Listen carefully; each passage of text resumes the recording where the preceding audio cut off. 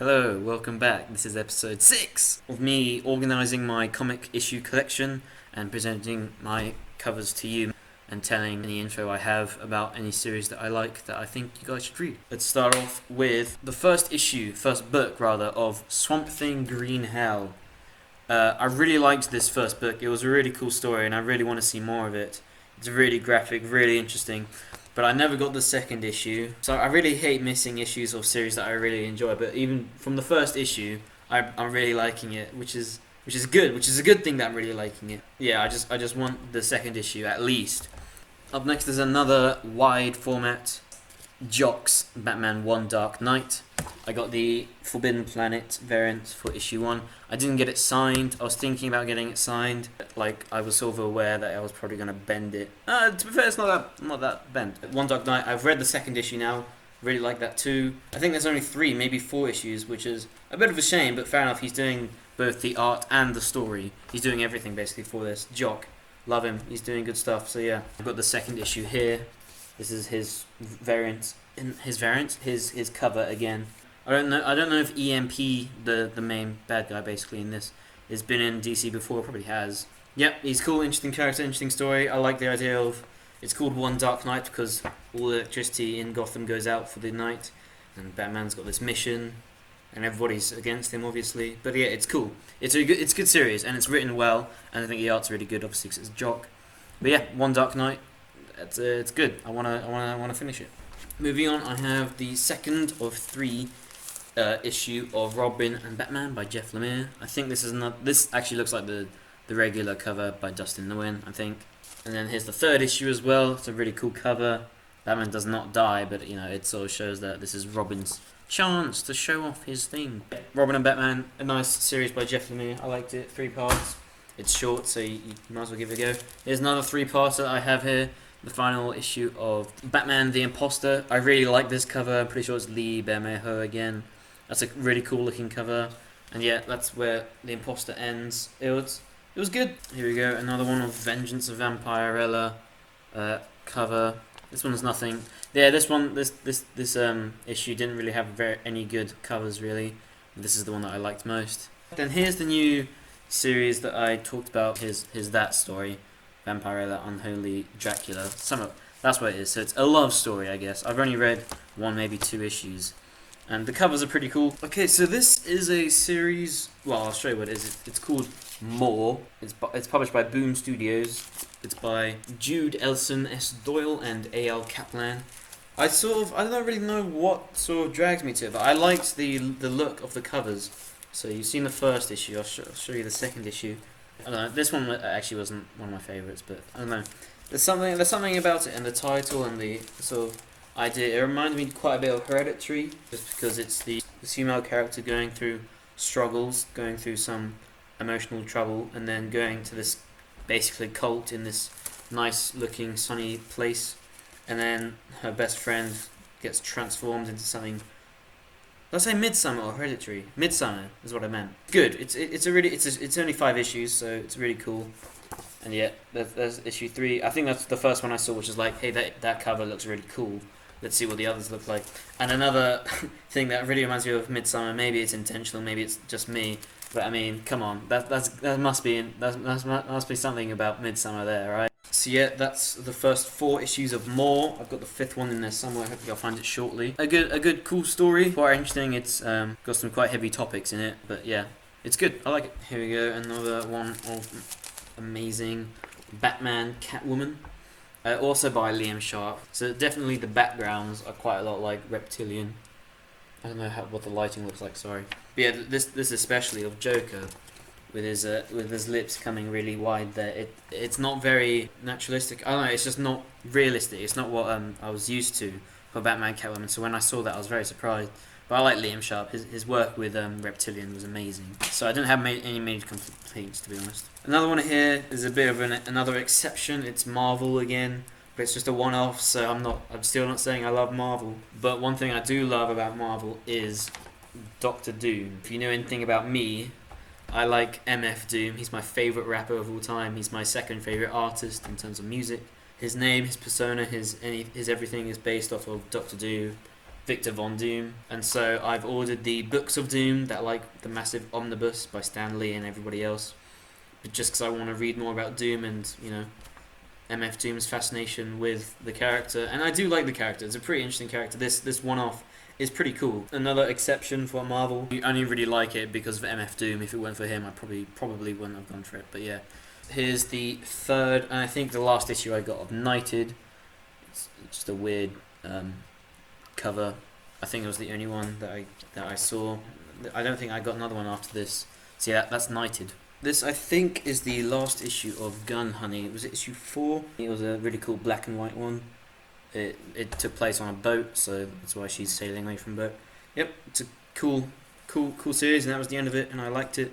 Maybe they'll do some more, I'm not really sure, but yeah, Gun Honey, it's good, and that's a really cool cover that I like. Alright, so here I have quite a thick collection in a bag here. Issue 10, but yeah, that's the cover for it. It's cool, it's Punchline again. I don't know why they keep putting her in there.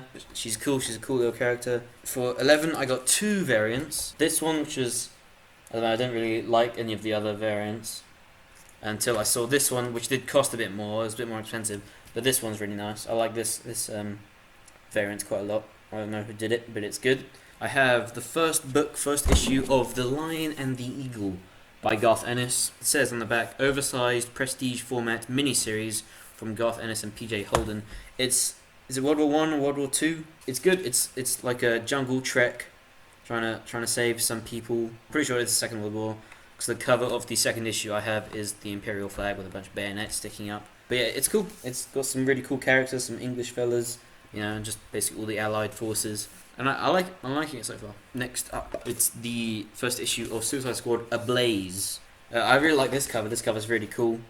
It came out, I'm pretty sure, a few months or weeks after the James Gunn film, so it's not really specifically designed towards promoting that, but you know, there's been a lot of hype since that film, so they've obviously been doing some more series with the characters, and this is pretty cool. It's a pretty cool idea. We have a new series by Mark Millar. This King of Spies is pretty Kingsman-y. This old guy in his 60s, 70s, who used to be a really, really successful and brutal spy. Basically, Breaking Bad meets Kingsman. He's been diagnosed with cancer, so now he's just trying to kill all the rest of the bad guys that he hates. This is his son here. And his son has been tasked to kill his father. There's only 3 or 4 issues, but I do have here. And it's good. Good series. King of Spies. I like it. And then here we go. We have the 9th issue of Alien. Yep. Nothing much more to say, but good series. This is the first issue, or first and second, of Apache Delivery Service by Matt Kindt. It's kind of similar to Lion and the Eagle, where it's like a jungle story, but it's in the Vietnamese War. I really love the sort of storytelling behind Vietnamese War. So I've got the first 2 issues here. It's a very easy read because there's not a lot of dialogue. There's lots of silent scenes, which is just art, which is a really good way of storytelling, in my opinion.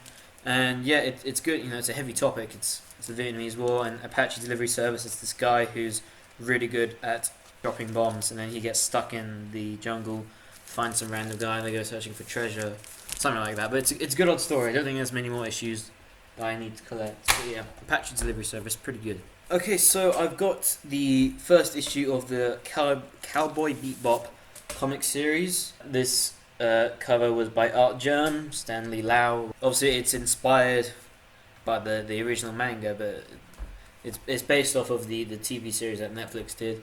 I watched the TV series. It's pretty good, but it's not amazing, but it's pretty good. I think it was enjoyable to watch. With that, I have this Peacemaker Disturbing the Peace. It's written by Garth Ennis, and it's Peacemaker, and it's a really awesome, gory cover. It's a good old story. I really like it. Finally, I have the fifth and final issue of More, that Midsummer-esque story that I really like. There's nothing special about the cover. I mean, it's a really cool skull.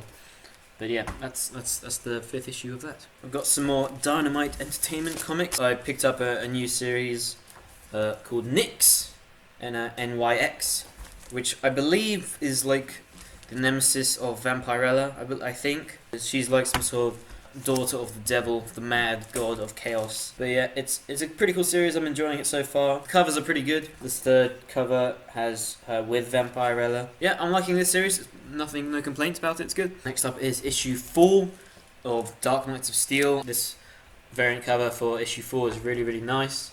I really like the Harley Quinn. It's very well done. I still love the theme of the medieval DC. So it's really cool.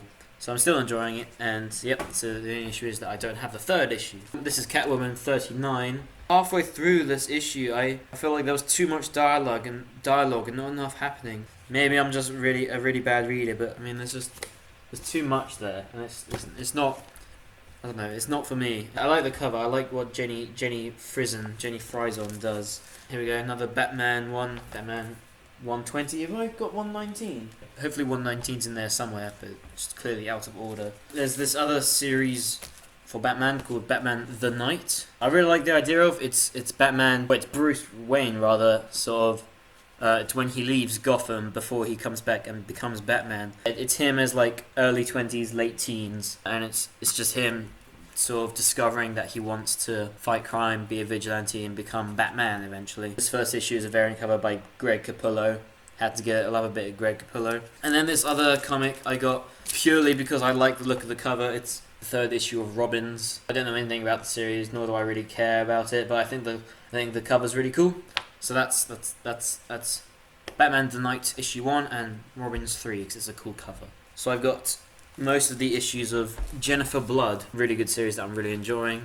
Rather than being James Bond, it's more like John Wick, but in female form.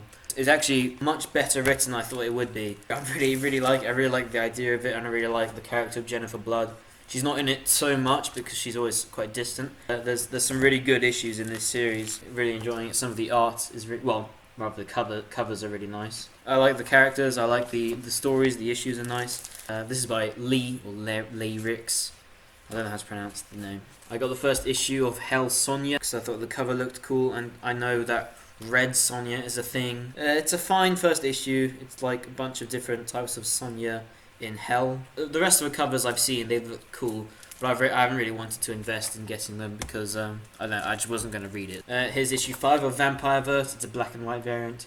It's a cool sort of cyberpunk-esque. And then finally another first issue rather. Panther is what it's called. She can turn into a cheetah, not even a panther, is it? No, okay, it is a panther, that would make sense. Yeah, I didn't really want to read it anymore, it wasn't really special. Alright, so here is the 80-page extravaganza of Geiger, my favourite series. I don't know when the next volume, or the next series rather, of Geiger, there are other things coming. Junkyard Joe, they're coming summer of 2022. Yeah, Jeff Johns, Big Up, and Geiger, must read. Okay, so another 80-page, another special that came out for Christmas, linked to Batman Catwoman. It's a really nice story to do with Batman and Catwoman, but it's actually more of an homage to a very particular artist, John Paul Leon. He's some artist that died very sadly. It's the story dedicated to him by artists and writers alike that loved all of his work. He has some pages in this book, and then he died, something like that. And then there was a bunch of dedications and things to him. So not only is it good because it's linked to Batman Catwoman, which I love, by Tom King, mostly really nice farewell, but to John Paul Leon, who I thought was the name of Azrael. Okay, so thankfully I have not missed out Batman 119. I thought it was a nice cover. Next up I have Prophet by Image Comics. So there's the cover, really cool cover. It looks like Jim Lee, but I don't think it is. I read it and I thought some bits were cool, some bits were not cool. It looked quite cool. I really like the look of the cover. Like a big ass gun and a really big muscly man punching into some gore. I wished it was better than it was for me. Maybe it is, but I haven't read any more if there are any more. Now I have the first issue of Batman Superman World's Finest. I got 3 different issues for because there are 3 different artists for it that I really like. The first one being Jason Fabok, whatever. And then here's Jim Lee, again, because I love Batman, Catwoman, and Hush, and just everything Jim Lee's done. And I got this one because it's Stanley Lau, Art Germ. It's Batgirl and Supergirl because it's Batman and Superman. So I guess it's smart. It's a good cover. Neither of those characters feature in it. So just an odd choice from my perspective, but still a good cover nonetheless. So I'm pleased. Alright, so I have issue 7 of Berserker by Connor Reeves and Matt Kint, supplied by my good friend from Raygun. It's a nice old cover. Some of the issues are a bit hit and miss, but some of them are really, really good. But like, I think it's a good series overall. So Berserker, I would recommend. I'd give it a go. So I'm actually gonna end. I'm gonna end this episode here. I've realised that's gonna be probably a super long one because I went away, had dinner, and came back. So it's actually a bit of a two-parter. Sorry about that. Thank you so much for watching, and cheers. See you later.